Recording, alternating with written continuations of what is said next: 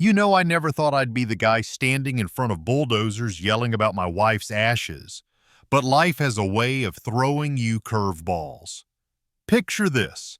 It's a crisp morning, the kind where the air smells like wet grass, and I'm watching heavy machinery tear into the shore of our neighborhood lake, the exact spot where I scattered Sarah's ashes a year ago.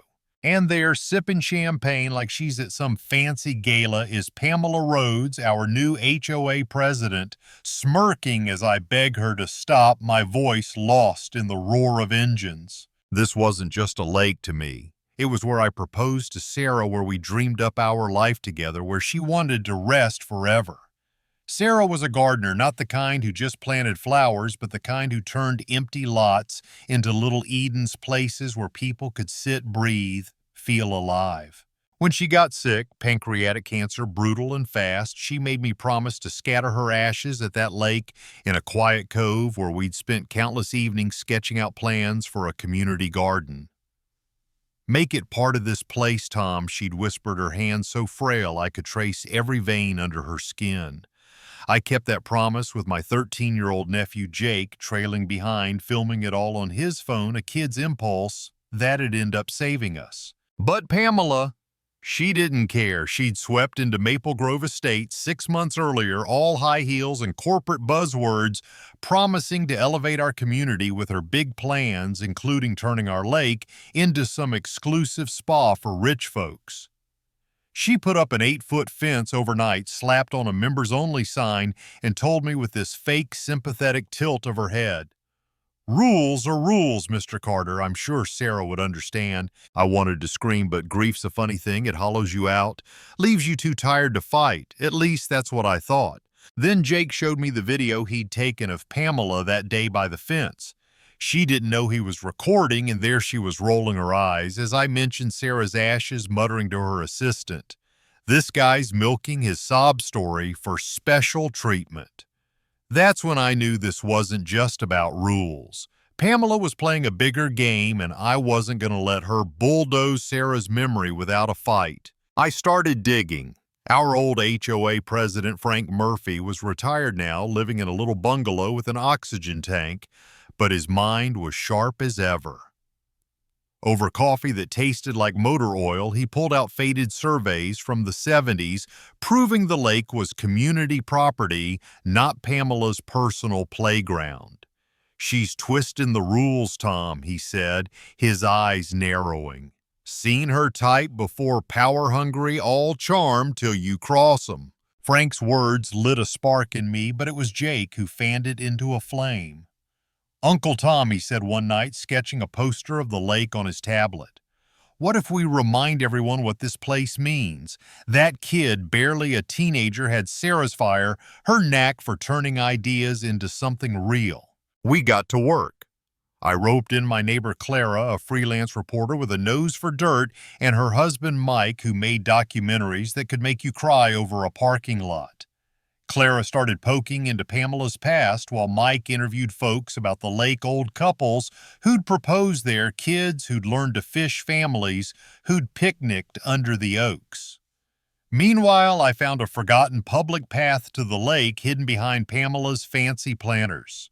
Jake and I cleared it one afternoon, and for a moment standing by the water, I felt Sarah there, like she was whispering, "Keep going." Pamela didn't take kindly to that. She sent an email blast to the whole neighborhood, calling me a trespasser and hinting I was lying about Sarah's ashes to manipulate community sentiment.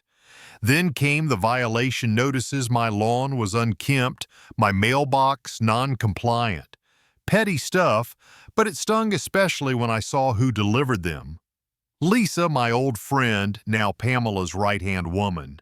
Lisa, who'd brought casseroles when Sarah was sick, who'd hugged me at the funeral. "Just play ball, Tom," she mumbled, avoiding my eyes. "Pamela's not so bad if you stay on her good side." I didn't buy it. Pamela wasn't just strict, she was punishing me for daring to challenge her. Things got worse when I met Ray, the construction foreman, at a greasy diner outside town. He slid a napkin with his number across the table, voice low.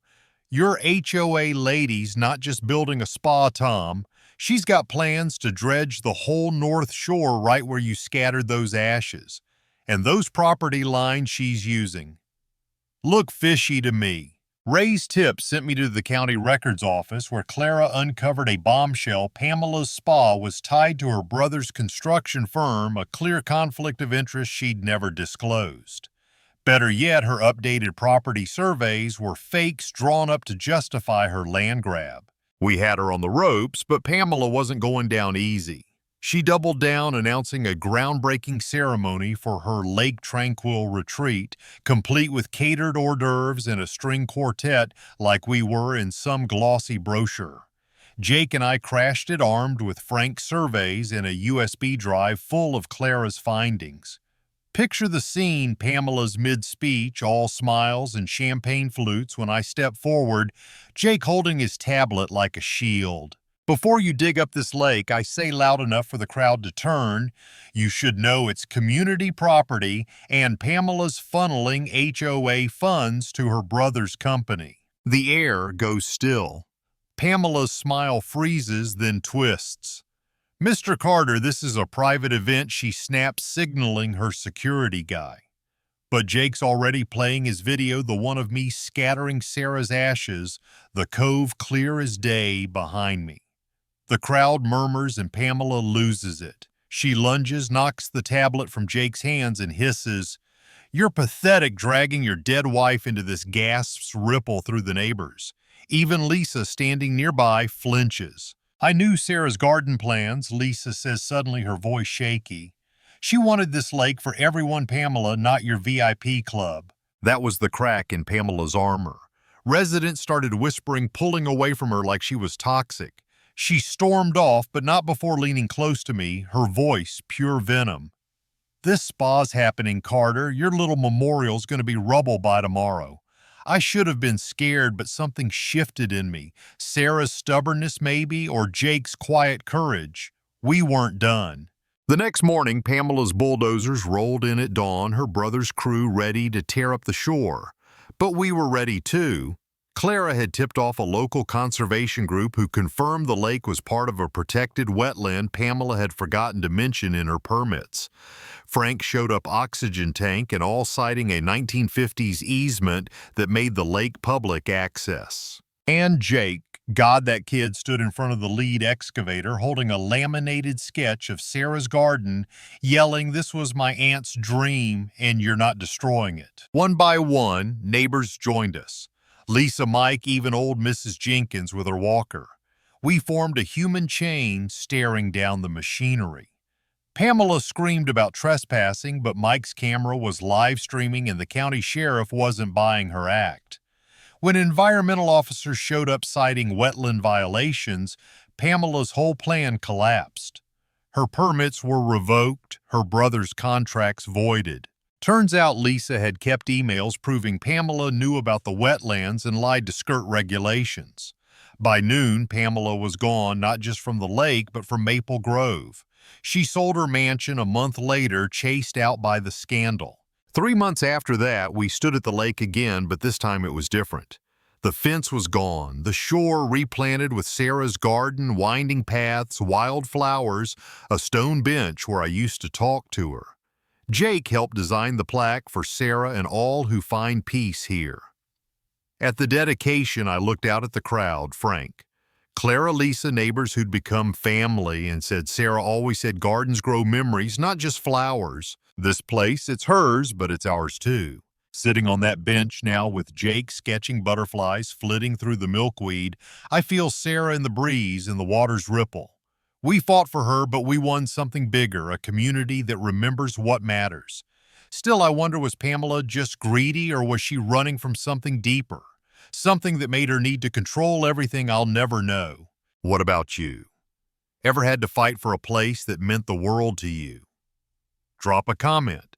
Tell me your story or what you'd have done to Pamela. I'm all ears.